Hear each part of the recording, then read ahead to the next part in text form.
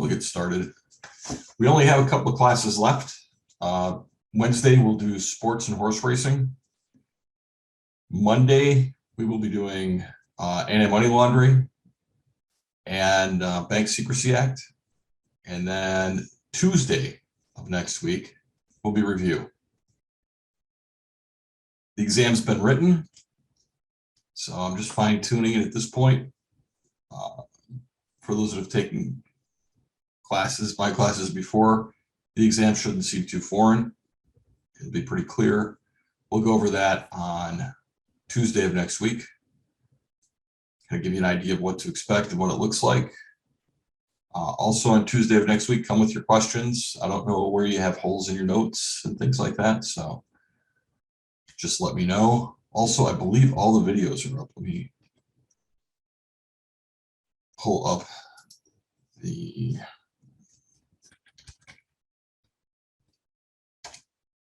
video site.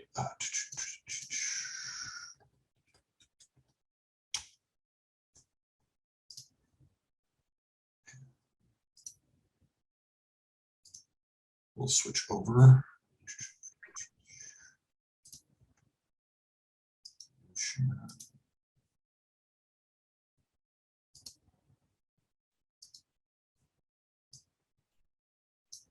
So this is the YouTube site.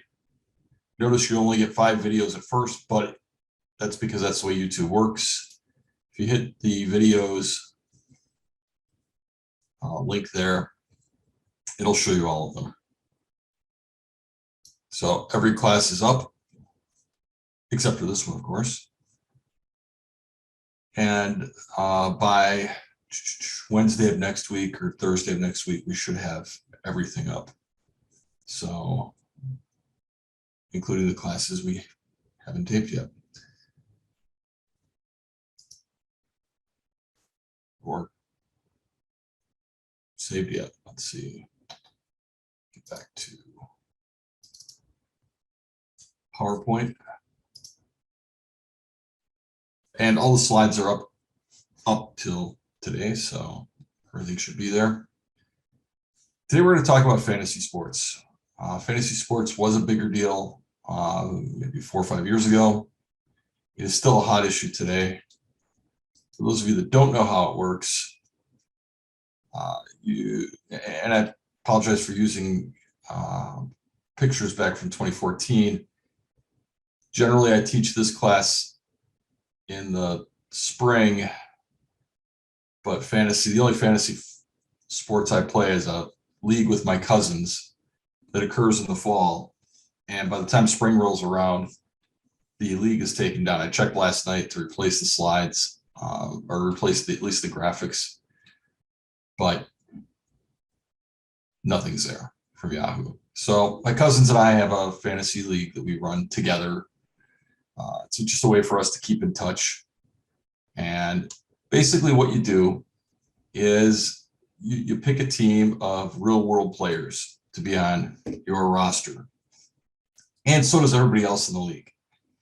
And then each week, at least when it comes to NFL football, each week you compare the performance of the athletes on your roster with the performance of the athletes on your opponent's roster. You come up with a score to see who wins. So again, this is just an example from Yahoo from a while ago. And these are just my cousins. And you can kind of see here, with football, you pick a quarterback, 2 running backs, usually 3 wide receivers or tight ends, a kicker and a defense. But what you're doing when you put this lineup together is you're hoping that they perform that week better than the lineup that your opponent puts up that week.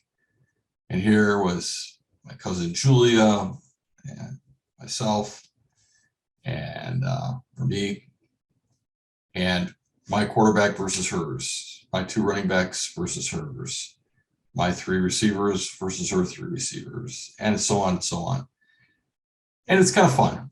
Originally this was kind of an inter-office game, often occurred over the course of a season like this does. And at the end of the year, you have a championship, and one person ends up with, being the champion, has the best score of all. You go through a playoff round and everything else. This might be helpful. Let's see. See the pull up. Let's go to a new share.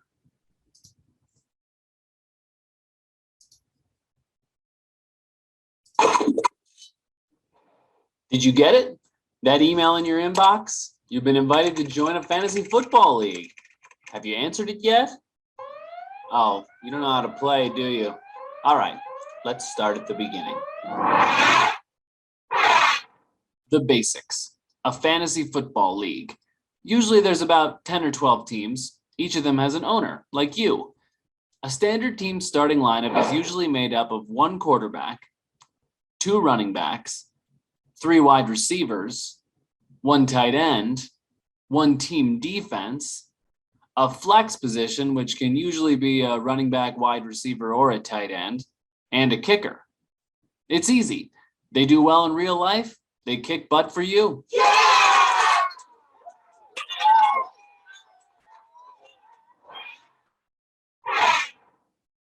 Now, the draft.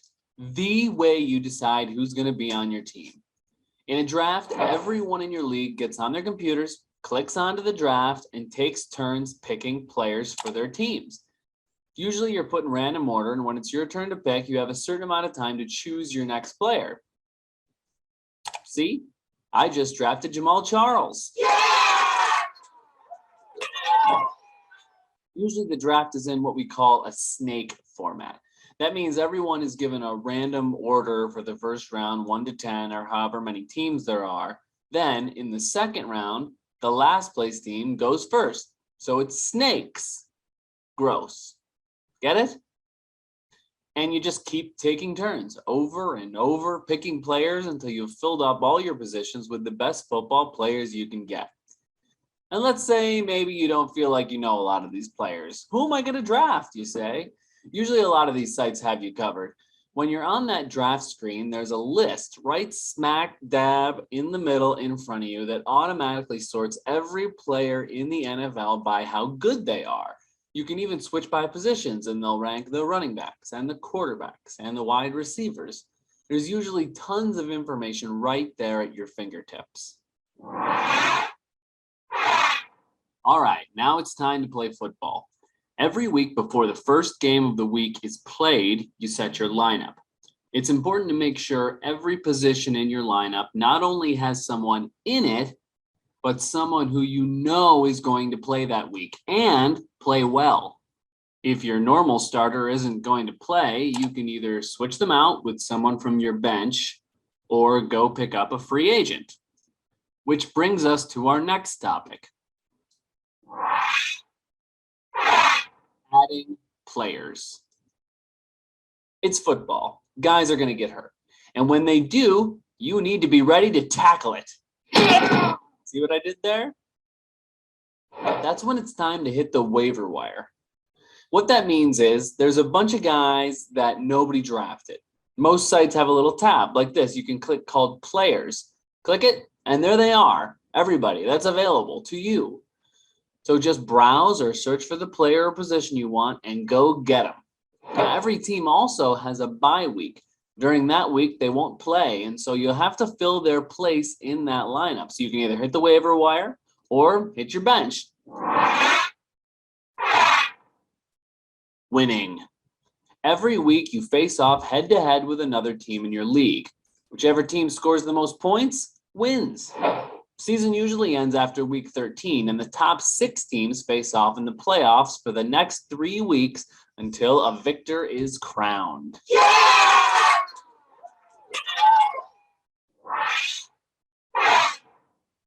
Now, a couple of do's and don'ts here. Do. A little research before the draft. Who's supposed to be good this year? Who's not? What positions have the least amount of awesome players? Should you try to snap one of them up quick? Don't ignore your team. Nothing makes people in a league more steamed than when someone forgets to set their lineup every week or doesn't try to win every time.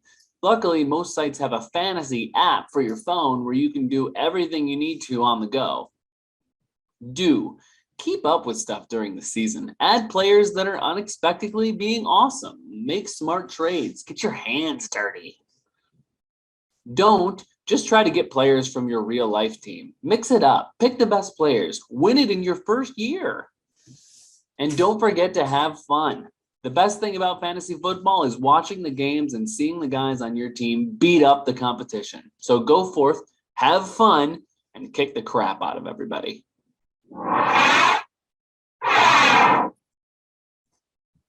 So that does a pretty good job of explaining how fantasy sports work, especially fantasy football. Let me switch the share back.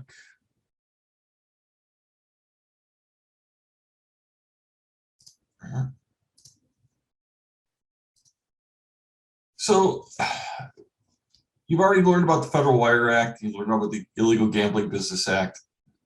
The fantasy sports industry tended to point to an exemption under the UIGEA as proof that the federal government made the activity legal for pay to play and win fantasy sports.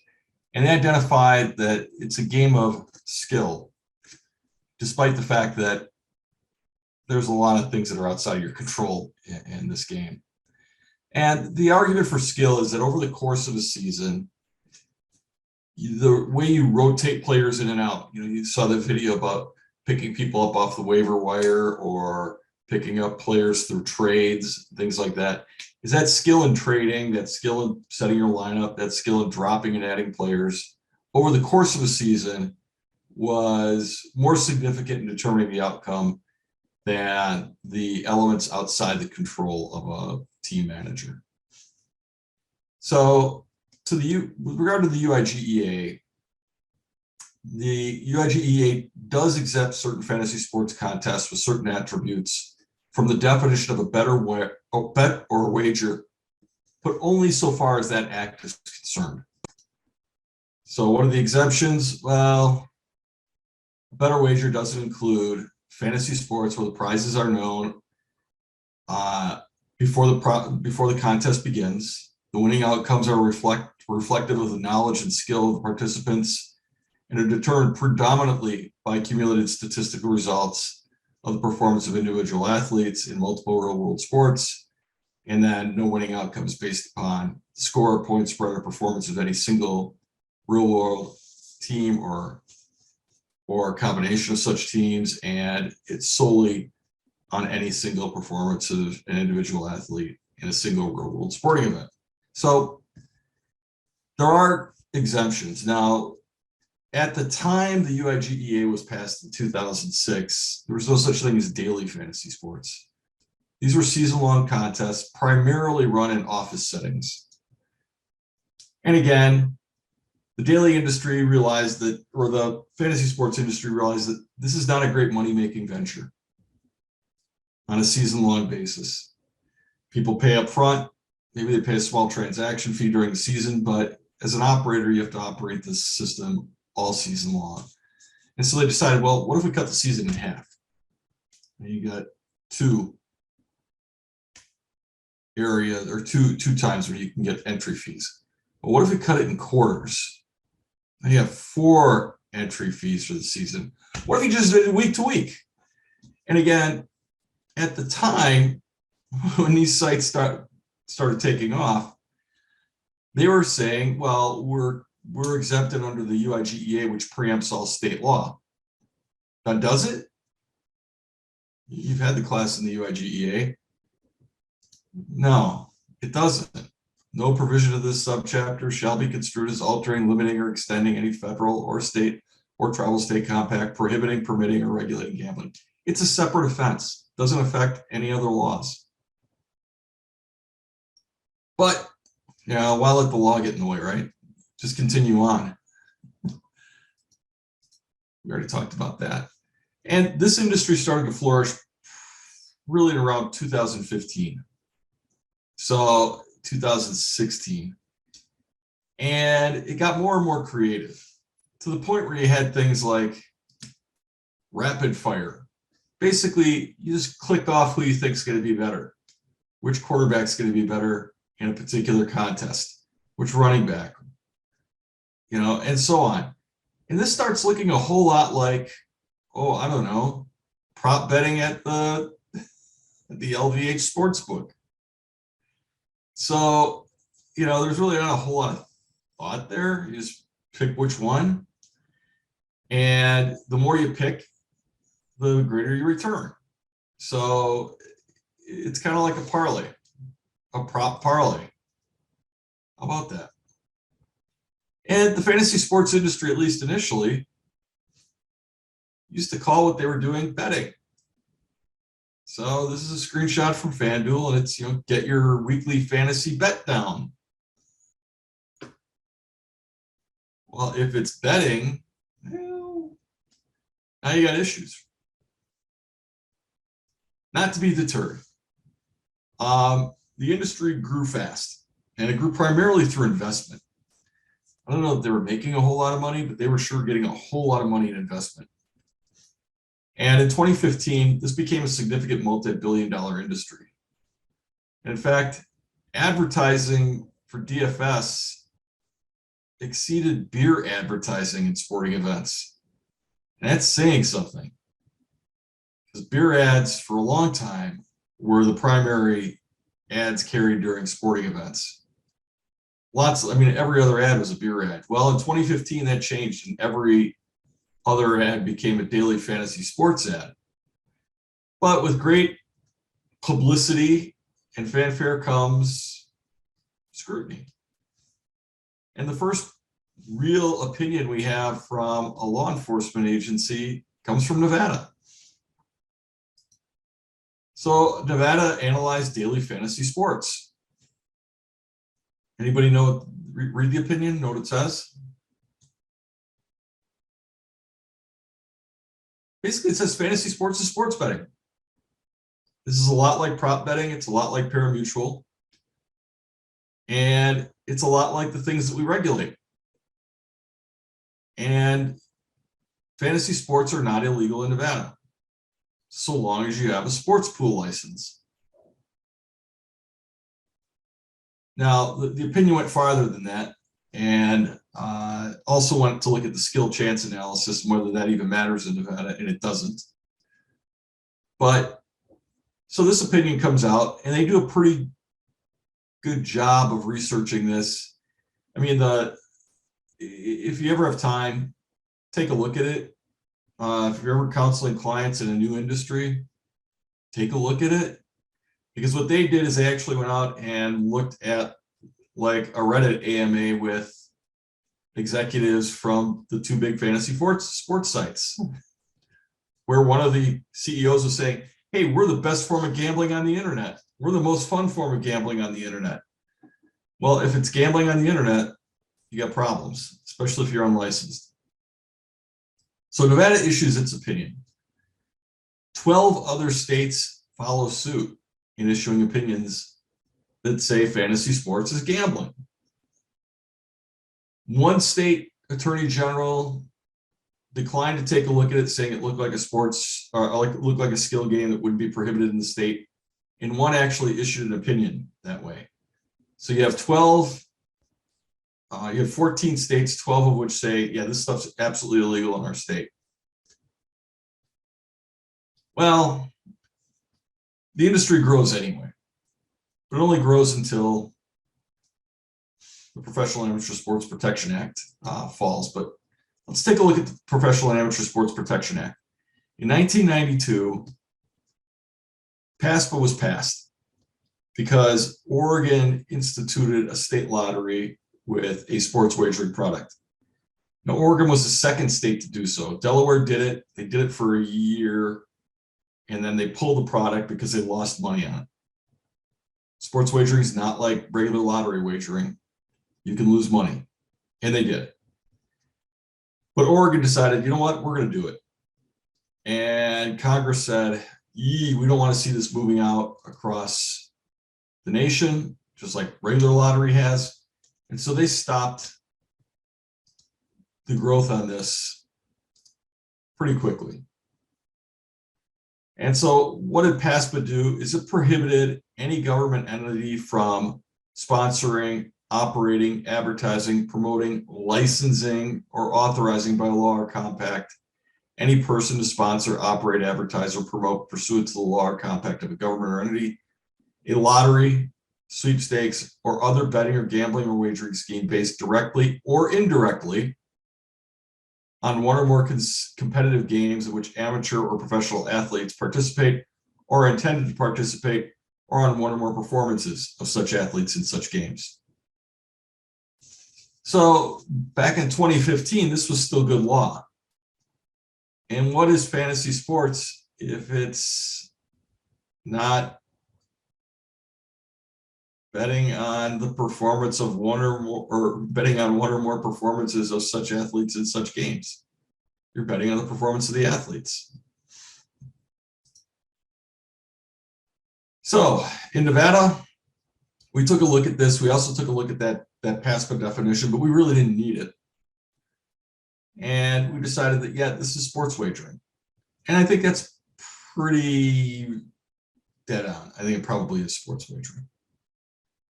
But if it's sports wagering and you need a sports pool license, what problem does that present for daily fantasy sites?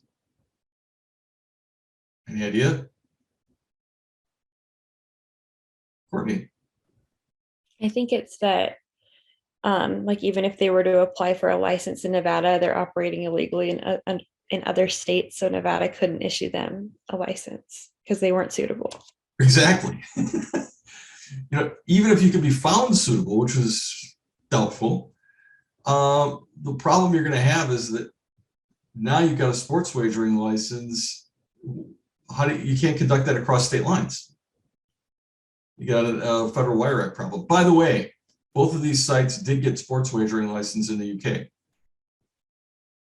So the argument that we're not sports wagering kind of rang hollow there. But getting a license there is a lot different than getting a license here.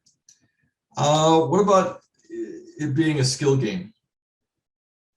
Anybody read the opinion? Courtney. I didn't, but I just wanted to clarify that this is talking about the daily fantasy sports. So right. The things you were showing us where it's like every week, it's not that season long traditional right. fantasy football league. Has that season long traditional fantasy football league ever been like suspect? Okay, that's always been fine. Well, it doesn't get any attention because it doesn't generate any revenue. If we go back to like the second or third class, we talked about that gambling instinct. Putting money down in August and then finding out if you've won after every week, tending to your team and finding out if you've won in December just doesn't feel like gambling, even if it is. And generally the stakes were pretty low in most of those leagues. They were basically office leagues. But in Nevada, is it skill gaming? The opinion said it doesn't matter because it's a percentage game. And while we do have the Hacienda Court opinion in Nevada, the Hacienda Court opinion predates the Modern Gaming Control Act definition of a gambling game. And the opinion said if you earn a percentage off of a game, that's a percentage game. That's what daily fantasy is. Therefore, if it's not sports wagering, it's still illegal under Nevada law, or you need a casino gaming license. So are daily fantasy sports legal in Nevada? Yeah.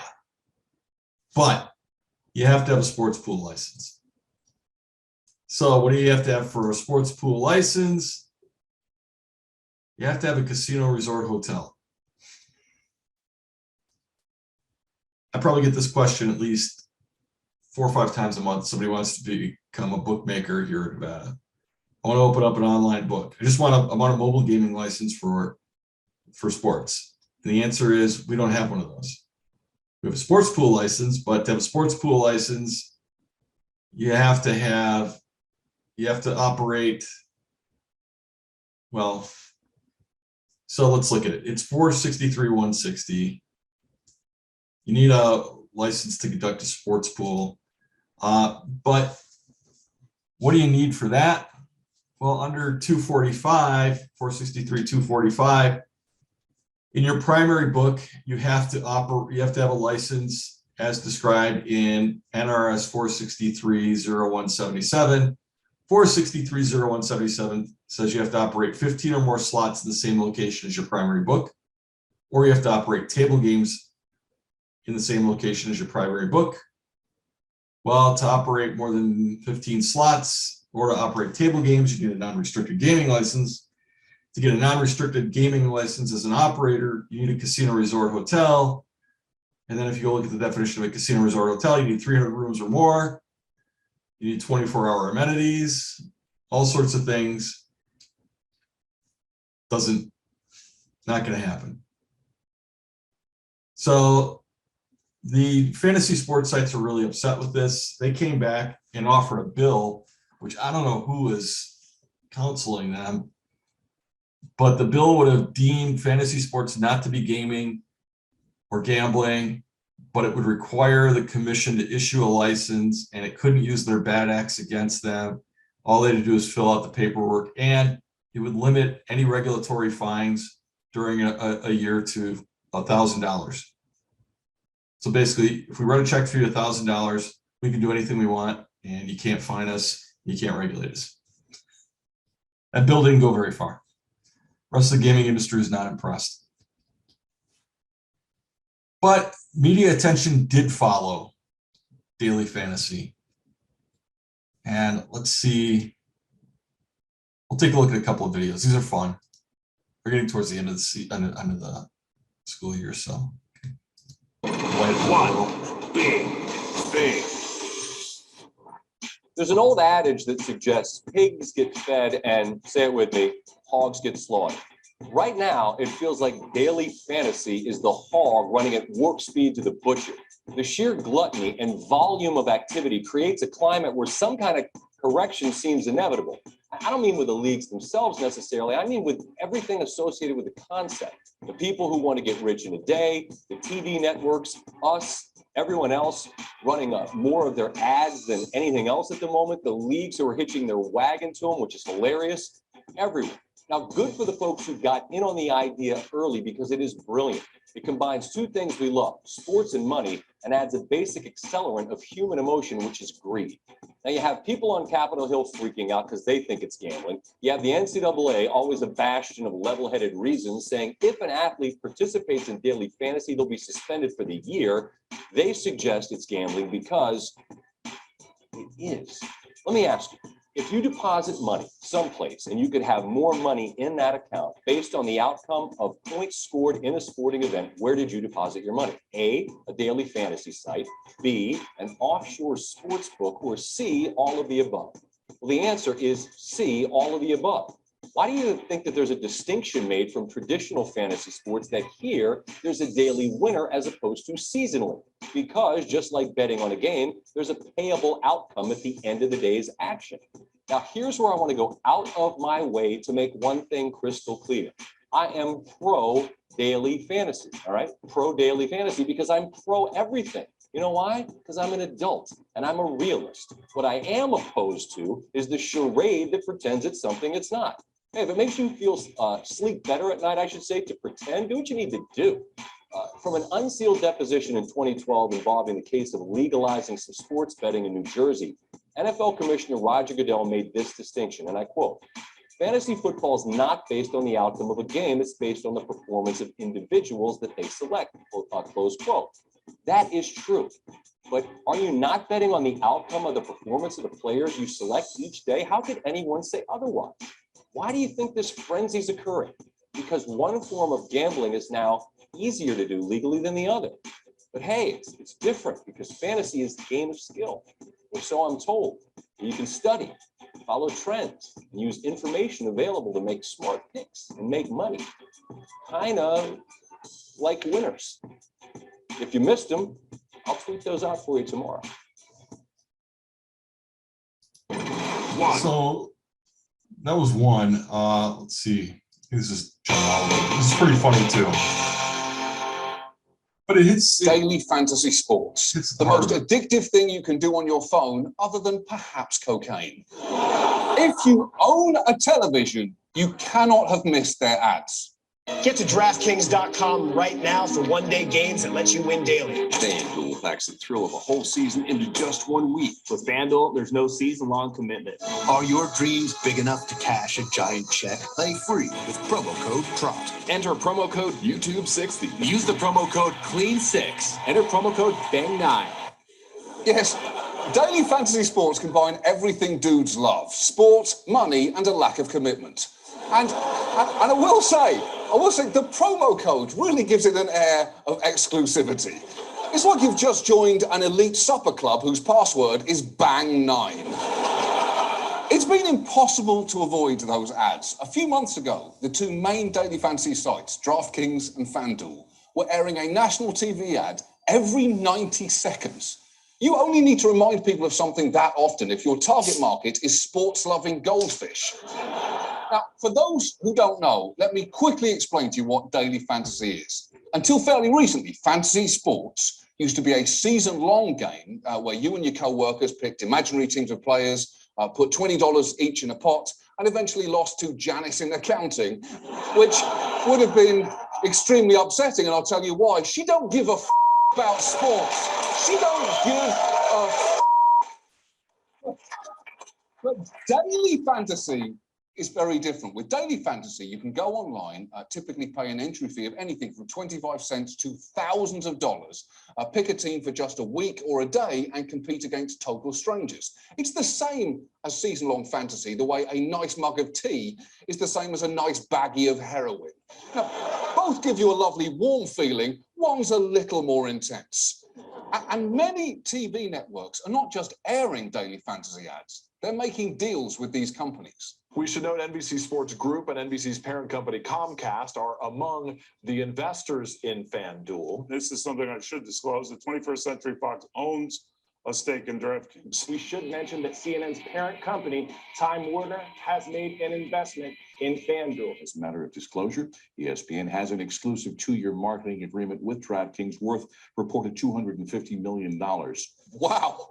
At this point, there is almost no show that is not financially compromised by a relationship with daily fantasy, including Yell at Your Daughter Till She Dances on Lifetime. In fact, just so you know, HBO is a subsidiary of Time Warner, which means that this joke about being compromised is, in a sense, brought to you by FanDuel. And I'll say, thanks, guys. And it's not just TV networks. Some of the sports leagues themselves have closely partnered with these sites. The NBA has an equity stake in FanDuel. MLB has one in DraftKings, and many NFL teams have advertising deals with the fantasy sites.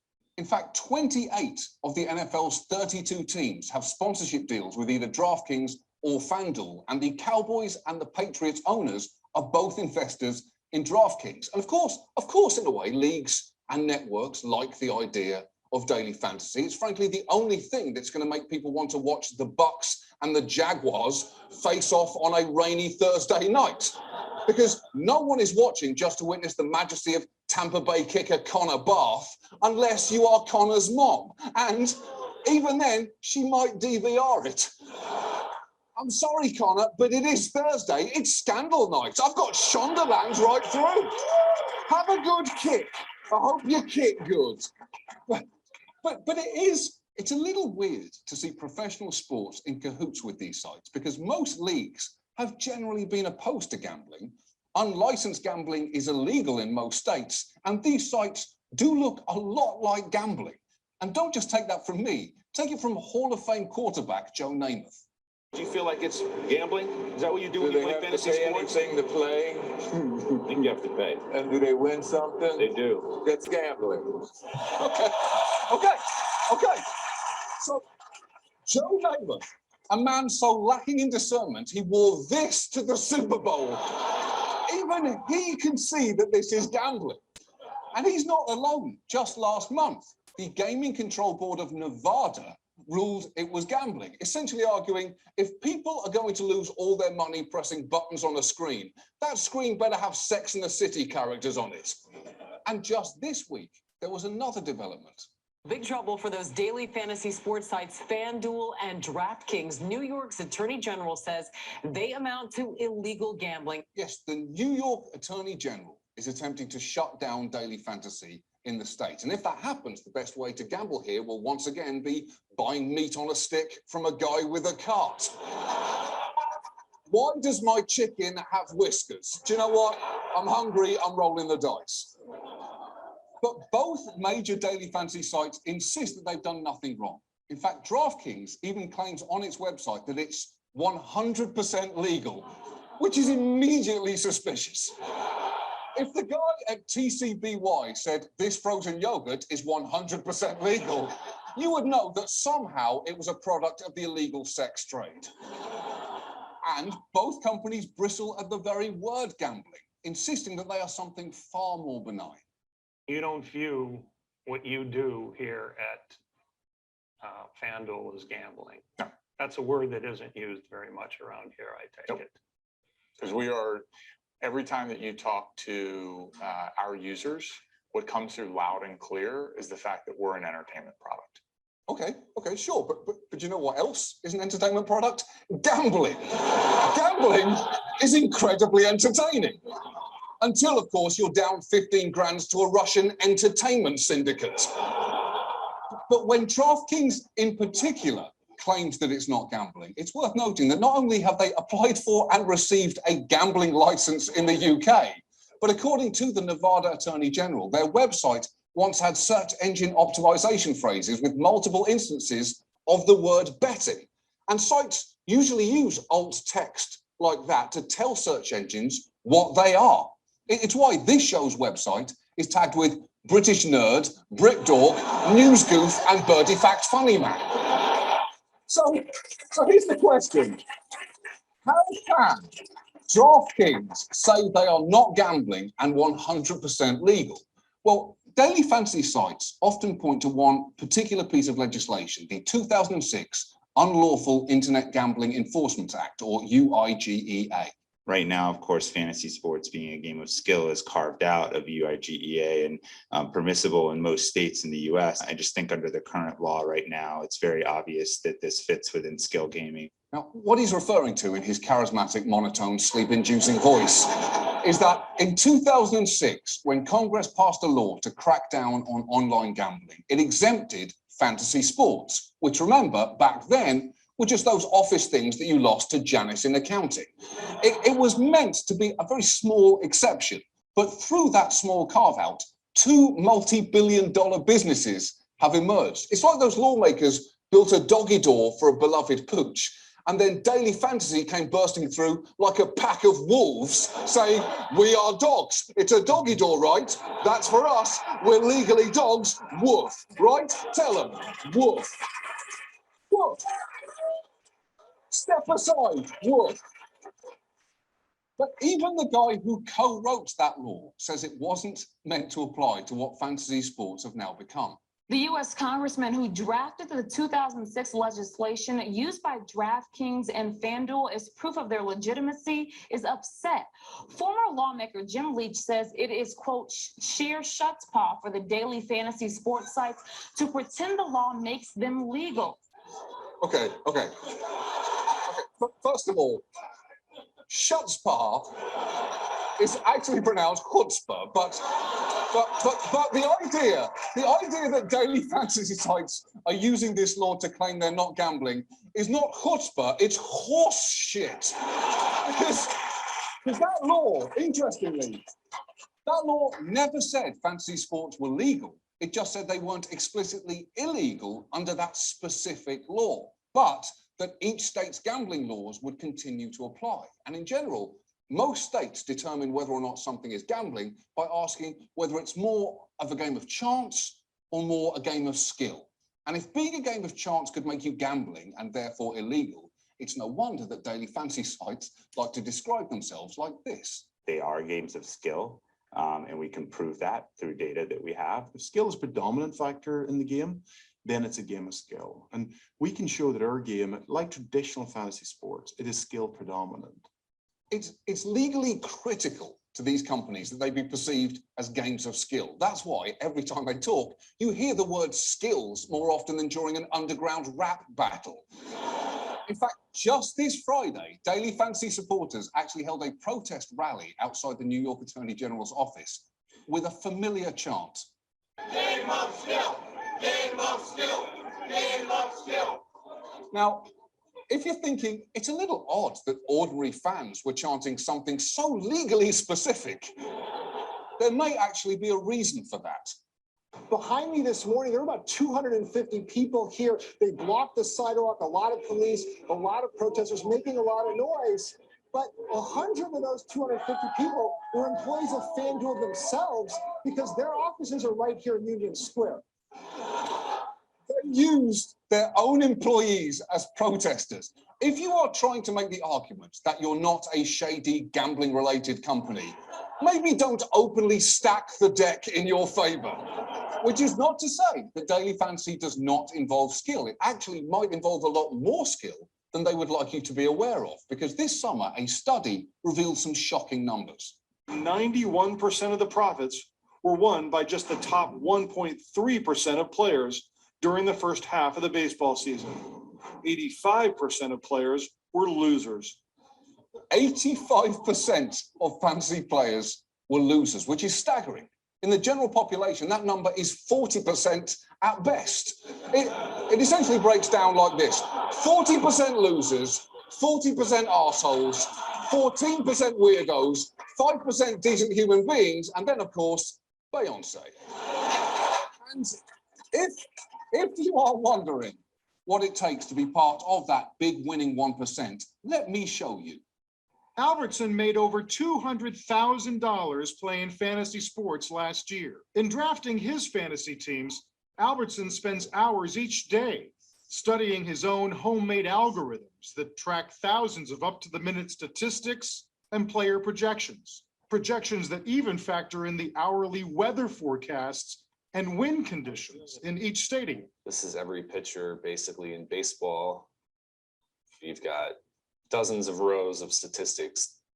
Yes, fantasy sports are effectively dominated by numbers nerds with sophisticated algorithms, which is great news for anyone who wished Moneyball could somehow be a bit more boring. But it's not great news for a casual player. And it's somewhat mathematical possibility, but it's a long shot. It's a different movie. It's a different movie. Not better or worse, just different. So these daily fantasy sites may be in a bit of a quandary. Under our hazy gambling laws, the more they're a game of skill undercuts the key selling point in their ads. Anybody can win. It's not just a game for professionals. It's a game for everybody, and FanDuel's made it where anybody can play, anybody can succeed. Yeah, but anybody can succeed is a bit of a stretch when only 1% of the players are winning most of the money. To say anyone can succeed on daily fantasy is a bit like saying that I could be the next James Bond. Sure, the stronger their legal case usually is, but the less appealing they become to the average player. And there's actually a precedent for an online amalgam of skill and chance. Unfortunately, for daily fantasy, it's poker, which most states consider gambling. And you would think if these sites were smart, they would run away as fast as they could from any comparison to poker. So if you go and play DraftKings, it actually in many ways has a similar feel to poker.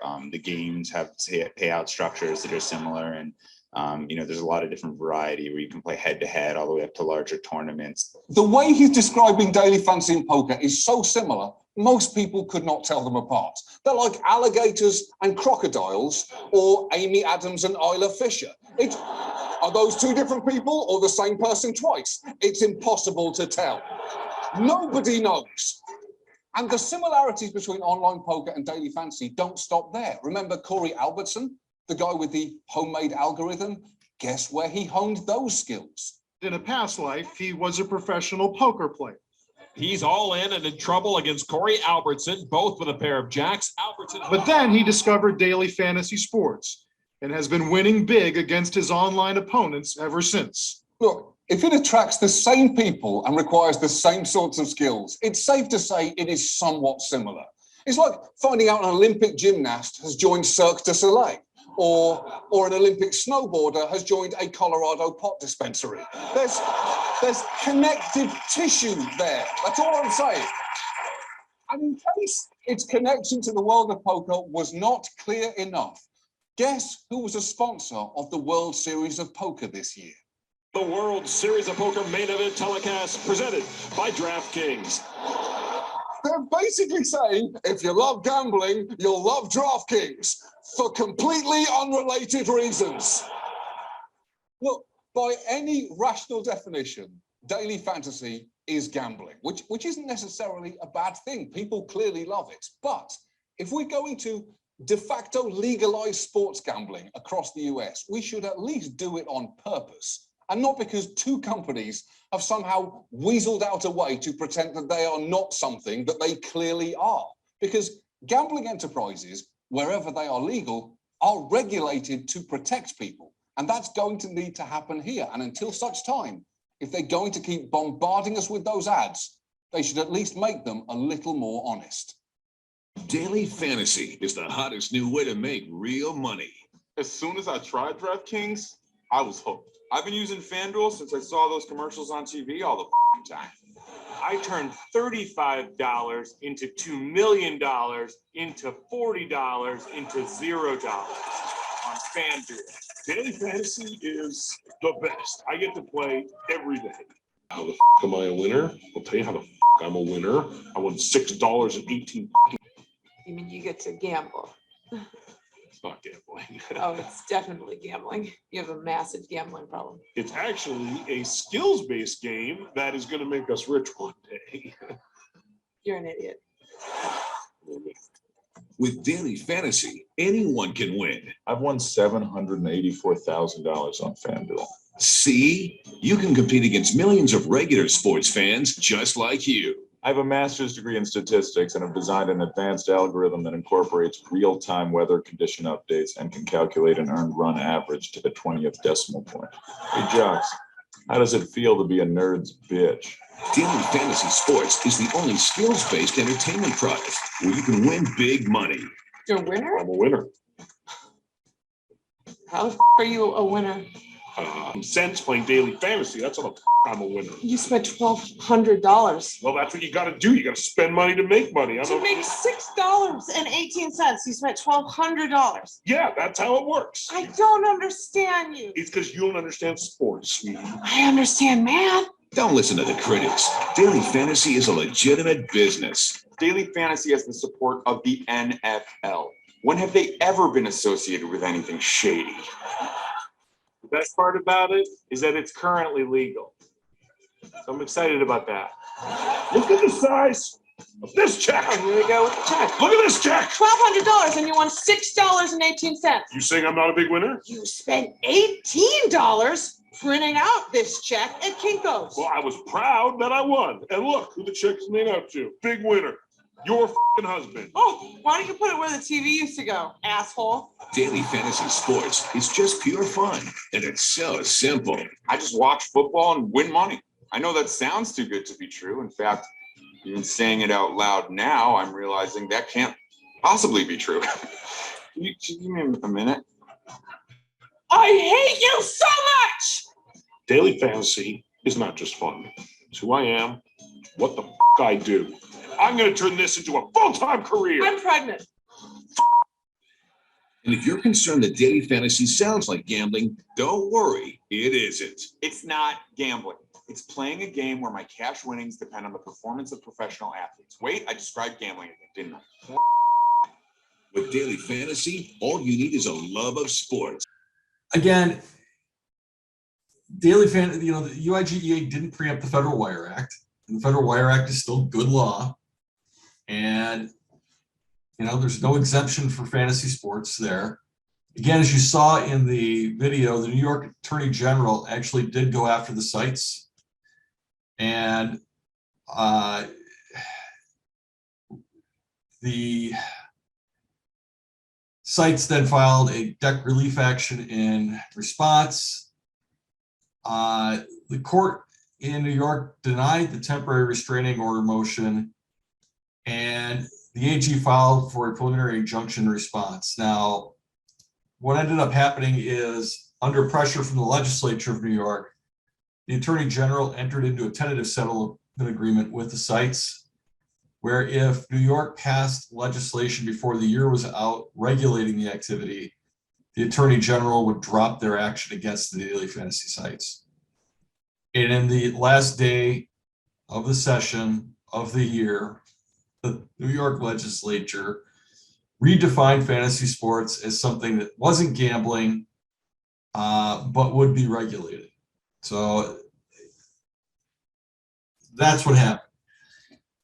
Well, the problem for the legislature of New York is that any expansion of gambling requires a change in the New York Constitution. And so an activist group that was against the expansion of gambling filed suit against the governor, saying that it's not up to the legislature to define what is and isn't gambling to get around the state constitution.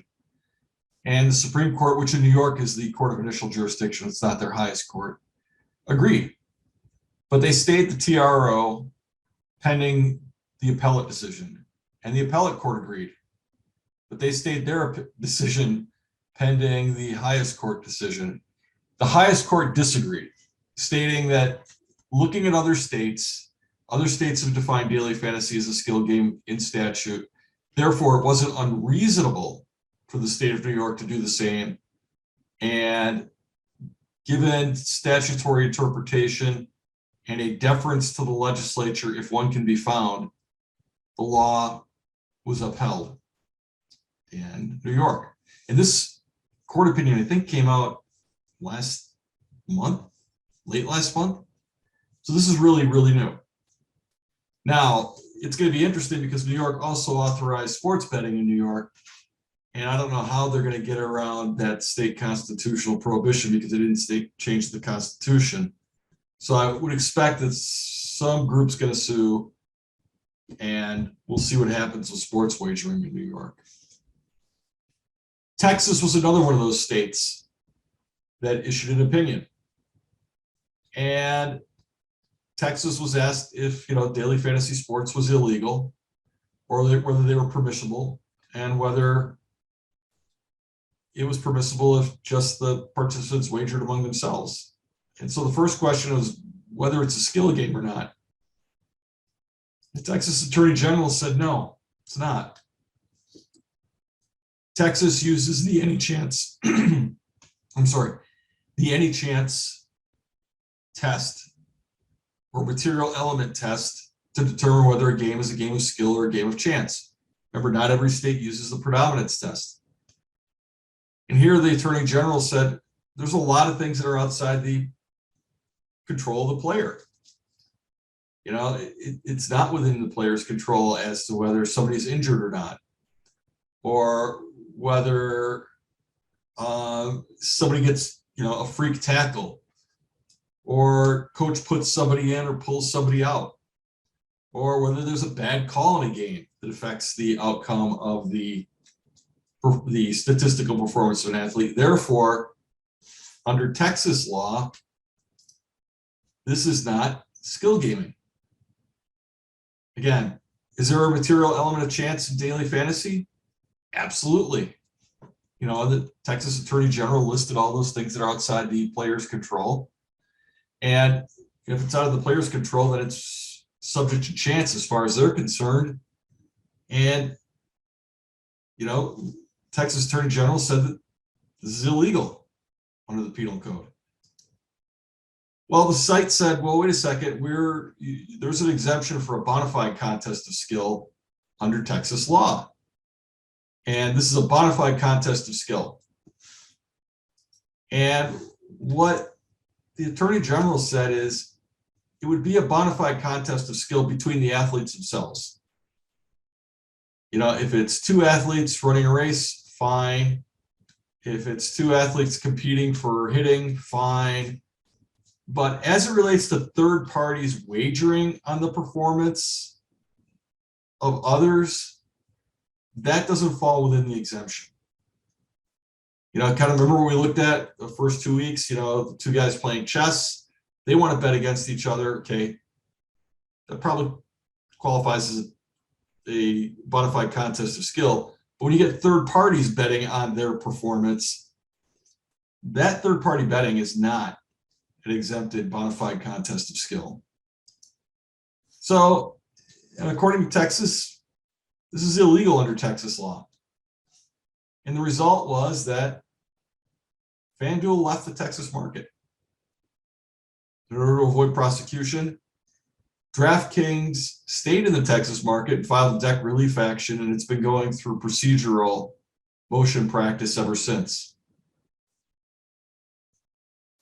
But since this has been going through procedural motion practice ever since, FanDuel thought they were at a disadvantage to DraftKings. Texas is a big state. A lot of people in Texas. A lot of demand for sports betting. No legal form of sports betting. So FanDuel drafted a letter to the Attorney General of Texas saying, I know we settled this matter by us pulling out, but we're at a disadvantage. Our rival, DraftKings, is taking up the entire market in Texas. It's too big a market for us to ignore. We owe it to our shareholders to re-enter the Texas market. And in their letter, the one thing they don't claim is that it's legal. Nowhere in their letter does it say what we're doing in Texas is legal, or what we're going to do in Texas is legal. So in their letter, in order to avoid deceptive trade practices, they will refrain from any physical in-state direct marketing of FanDuel, any intentional marketing directed at Texas residents that makes claims about the legality of paid contests in Texas. And that they'll provide disclaimers in terms of use and marketing materials that state that FanDuel makes no representation that participation in paid entry fantasy sports contests is lawful under Texas law.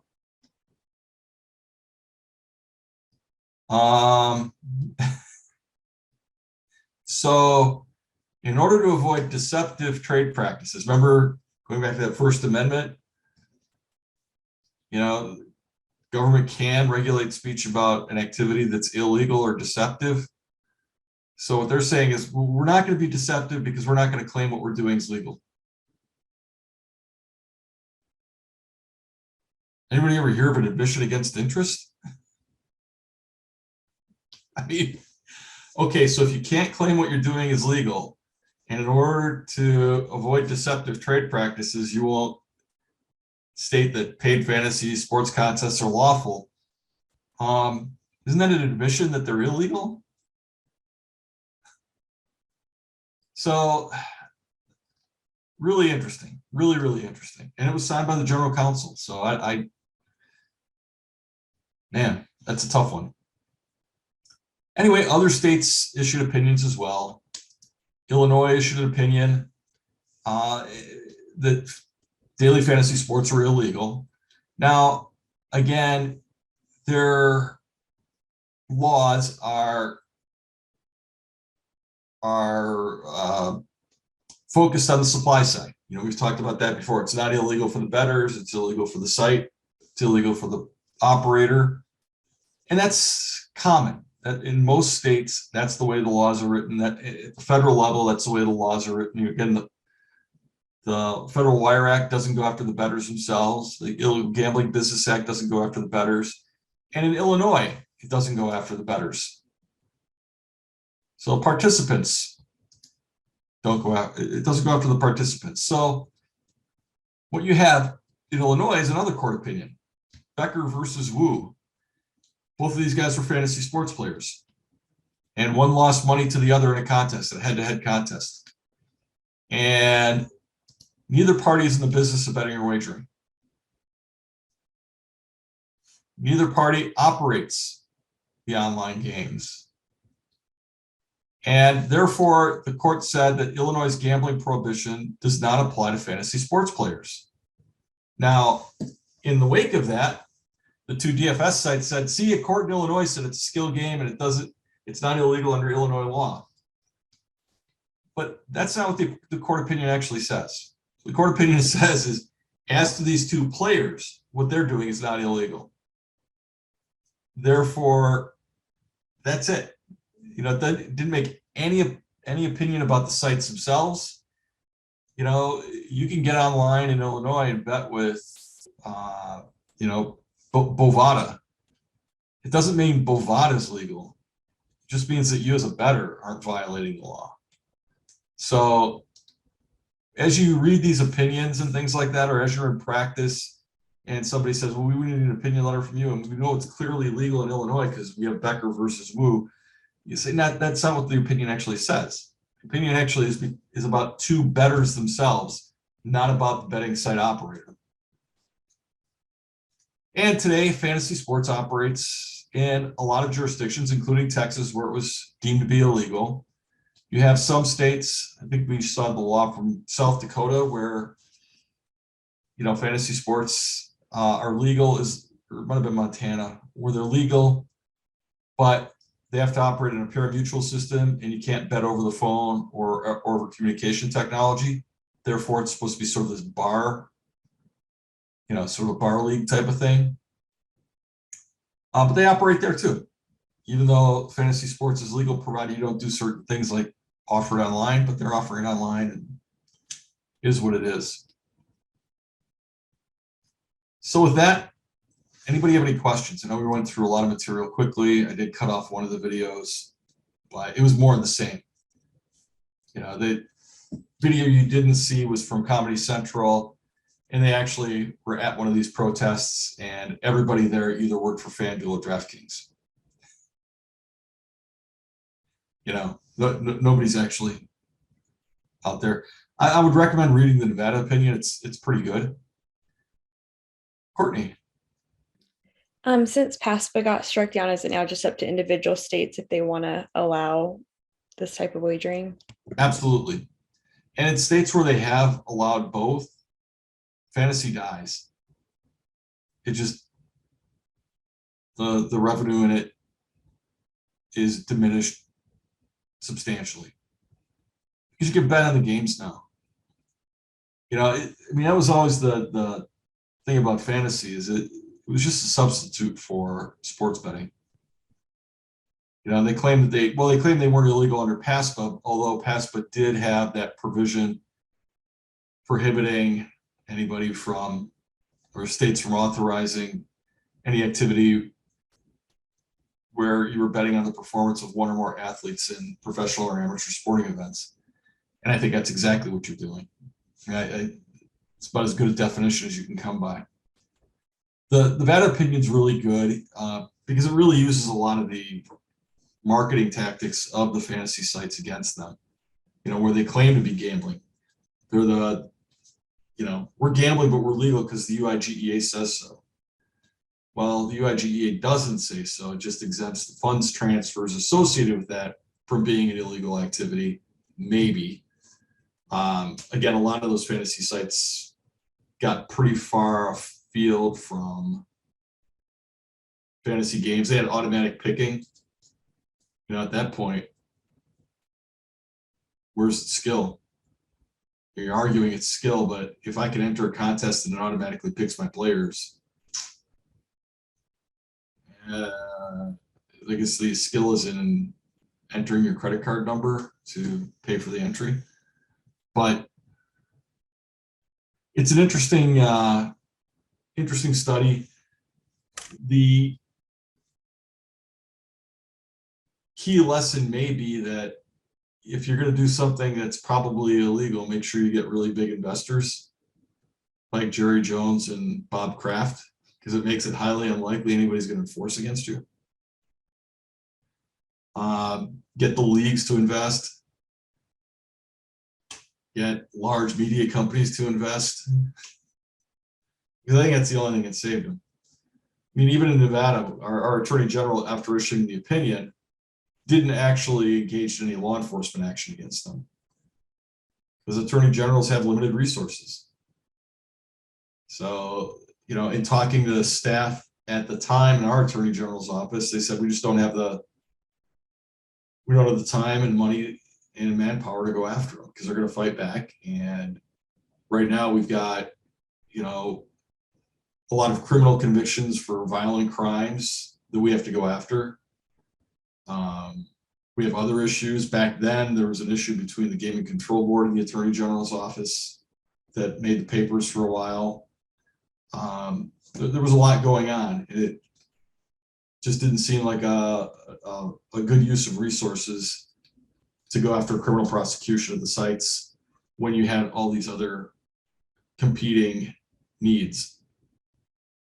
So that's where it stands. Now, on the flip side, you know, there were legitimate sports book companies that were really upset with this because, again, it did give FanDuel and DraftKings a huge edge. You know, if Texas tomorrow decided, you know what, we're going to legalize sports betting in the state of Texas, well, the two biggest bookmakers in Texas will be FanDuel and DraftKings because they already have players. They already have deposit accounts for players. If you're a William Hill or a BetMGM or a Win Interactive, you've got to go out and start acquiring players. You're gonna have to get a license, acquire players. Player acquisition costs are high. They've already beat you to the punch on that one. But they don't have gaming licenses in Nevada or another state that would actually enforce. So, you know, it's an asymmetric risk. You know, if you're Win or you're MGM, you're engaged in illegal betting in Texas, our Gaming Control Board can issue disciplinary action against you for conducting illegal gambling in another state. So you take a look at Reg 5.011, and you know, if you're engaged in illegal activity in another state, that can be used against you here in Nevada because it reflects in the state here in the licensed gaming industry here. So they just can't do it. And it's going to be interesting because I think both those operators have operations here in Nevada. Because where do you find a good handicapper or bookie that has years of experience in, you know, running a sports book, assessing odds, and managing risk outside of Nevada that doesn't have a criminal record? You know, you might find somebody in Chicago that, yeah, I've got 35 years experience in the sportsbook industry, but if they've been taking bets in Illinois for 35 years, that's a problem. They're just not going to be suitable. So what you're finding is a lot of the betting sites are setting up offices here, or at least their traders or bookies are here to help manage operations in other states because this is the only place where you can get experience over the last 65 years. Any other questions?